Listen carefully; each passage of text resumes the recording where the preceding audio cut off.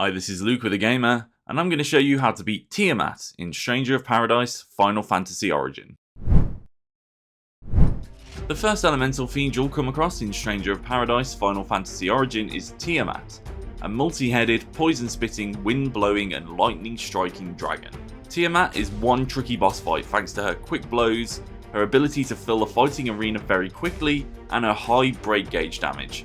Her self-healing skill and auto-targeting laser attacks in Phase 2 make for one infuriating fight. So pay attention kids, because if you struggled with this boss fight as much as I did, then I've got all the secret tips and tricks you'll need to finally put her down. So first, a bit of prep work. Tiamat is an incredibly long boss fight and potions alone just aren't enough. So it's a good idea to bring classes such as White Mage, Monk or Warrior for their healing abilities.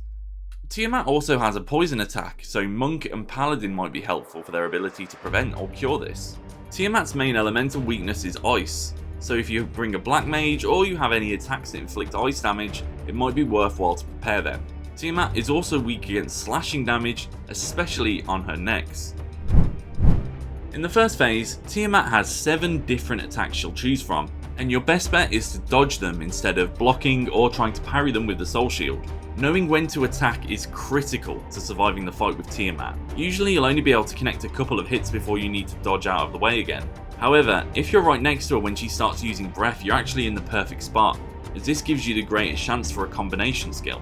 Some attacks can be absorbed and used against her, such as Thunderbolt, Poison Gas and Tempest.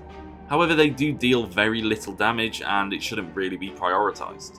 When you're moving in for the attack, try to target her heads, as each of her heads has a unique hitbox, and large weapons or AoE assaults deal continuous damage to their health bars.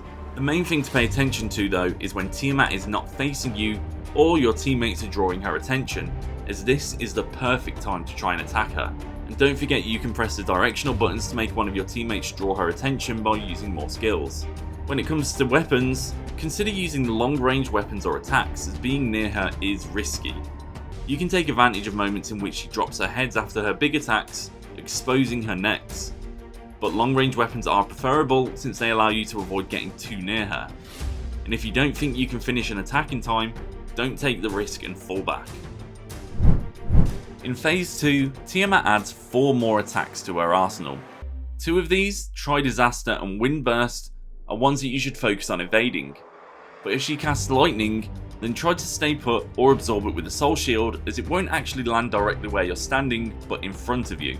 However, during Phase 2, things can get ugly fast. Tiamat will continuously use Regenerate when weakened, and this pretty much refills her health bar. So in this fight you need to focus on wearing down her break gauge by attacking constantly. Don't be afraid to use your teammates as decoys to distract her while you deal damage to her exposed neck, because when Tiamat's HP is lowered, she will be amputated every time she suffers a certain amount of neck damage. And the more necks you cut off, the weaker Tiamat's attacks will be, so don't be afraid to play aggressively.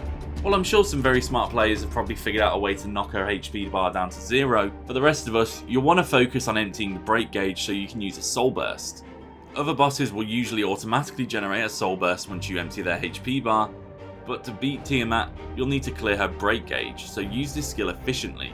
So Lightbringer is an effective move here, as it will constantly inflict permanent damage to the break gauge, making it easier to finally empty it.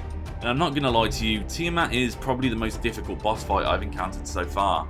It took me well over 10 attempts to finally take her down, and it can be a bit exhausting. Lastly, let's talk about compositions. The best team for this fight is Jed and Ash, as you can trigger their resonance states while keeping a safe distance from Tiamat.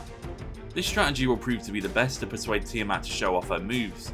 While your partners act as decoys and drag her away, you can study her attacks and deal damage when the opportunity arises. The safest bet is to enter the battle with a long range approach.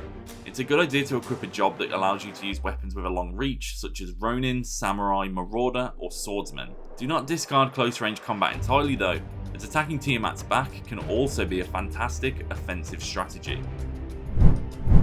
So that's all my advice on how to beat Tiamat. It is one of the most difficult fights I've encountered so far. I almost lowered the difficulty, but no, I was determined to beat this thing on action difficulty, and I hope with this guide you can do it too. So thanks for watching, and check out thegamer.com for more.